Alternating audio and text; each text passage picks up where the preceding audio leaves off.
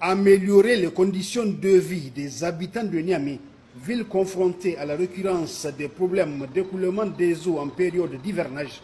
Tel est le but visé par les autorités de la refondation à travers le ministère de l'Équipement et des Infrastructures, sous la houlette du colonel-major Salsou Mohamed Salsou, en réactivant il y a quelques mois le projet de réalisation des ouvrages de drainage dans la capitale nigérienne, objet de la présente visite ministérielle de supervision. Initiée dans le cadre de la mise en œuvre du projet intégré de développement urbain et de résilience multisectorielle PUDIREM, ces travaux exécutés par l'entreprise Moré consistent à la réalisation de 30 km d'ouvrages de drainage à travers les 5 arrondissements communaux de Niamey, composés de 17,47 km de caniveaux et collecteurs, 9,3 km de chaussées drainantes ou pavées et 3,6 km de chaussées bitumées.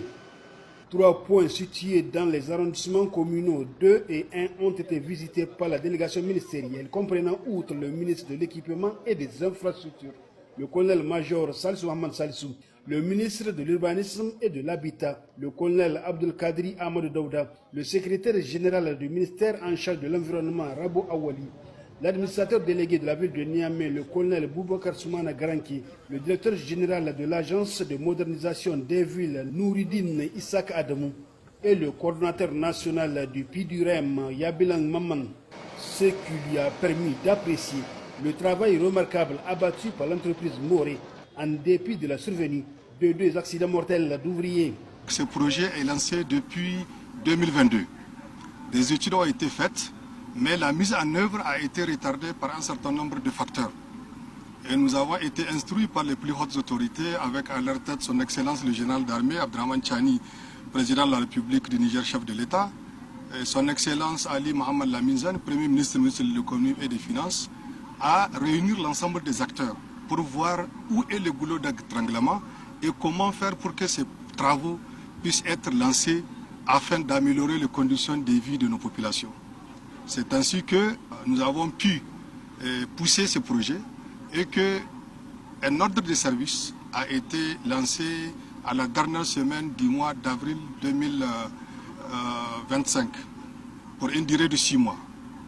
Il faut noter que pour la communauté urbaine de Niamey, une vingtaine de points ont été désignés comme critiques, dont les plus critiques sont autour de 11 points, où les travaux ont déjà commencé. Nous avons pu constater que sur certains grands travaux, le taux d'avancement est à plus de 80%, 90%. Certains travaux, on est à 40, 43%. En tout cas, de façon globale, malgré les difficultés constatées sur le plan du déplacement des réseaux, pour ce qui est de la distribution d'eau potable, la Nigélec, les services de communication, les travaux avancent à un rythme appréciable. Donc c'est le lieu ici de féliciter l'ensemble des équipes, de les encourager et de leur dire combien l'attente des populations repose sur leurs épaules. Il faut noter aussi que nous avons malheureusement, dans la conduite de ces travaux, eu à perdre 2 vies humaines. Un intervalle de 3 semaines. Le premier est intervenu le 9 juin et le deuxième le 1er juillet sur l'embranchement de 100 mètres qui remonte au niveau du rond-point Barré. C'est des accidents malheureux. Nous avons fait une fatia. Une série de fatias ont déjà eu lieu pour le repos des âmes de disparus. Nous avons profité pour demander à l'entreprise et à l'ensemble des acteurs de mise en œuvre un peu plus de rigueur en collaboration avec les services de protection civile pour nous assurer que ça soit des leçons apprises. Il faut noter que toutes les régions du Niger bénéficient de ce genre de réalisation. Le pont de Soreille en construction a été la dernière étape de cette visite. La délégation ministérielle a été agréablement surprise de constater que les travaux sont à un taux d'avancement de 92% et que la Sogea Satom Niger qui les exécute met le bouchée double pour achever cet ouvrage dans le meilleur délai. Le colonel-major Salsou Mohamed Salsou a, à cet effet, présenté ses félicitations et encouragements à la société, tout en lui rappelant l'importance du pont pour les usagers et les échanges commerciaux.